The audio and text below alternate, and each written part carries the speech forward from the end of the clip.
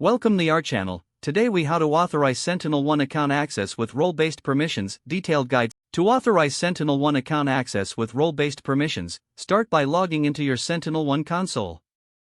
Once logged in, navigate to the Settings tab on the left-hand side of the dashboard. In the Settings menu, select Users to view the list of current users. To add a new user or edit an existing one, click on the appropriate option. If adding a new user, fill in their email address and any relevant details in the provided fields. Next, you will need to assign a role to the user. Select the role that best fits the access level you want to provide. SentinelOne offers predefined roles such as administrator, manager, and technician. Choose the role carefully to ensure the user has the correct level of permissions. For custom roles, navigate to the Roles section in the Settings menu. Here you can create a new role by defining specific permissions that fit your organization's needs. Once you've created or selected a role, be sure to review its permissions. Ensure the permissions align with the tasks the user will perform.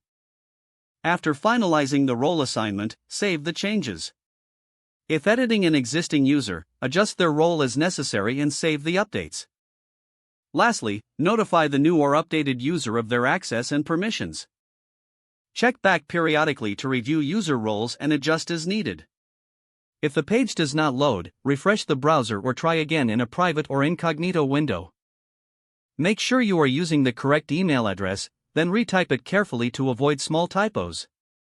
If your password is not accepted, use the reset option and create a new strong password you can remember. Check your spam folder for verification or security emails, then complete any requested confirmation steps. Enable two-factor authentication if available to improve account security and reduce unauthorized access risk. After signing in, review your profile details so your contact information and settings are accurate and current. If you see an error message, note it down and try again after restarting your device and internet connection. Log out when you finish, especially on shared devices, to keep your account and payment information secure. If the page does not load, refresh the browser or try again in a private or incognito window.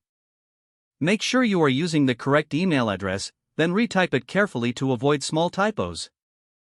If your password is not accepted, use the reset option and create a new strong password you can remember.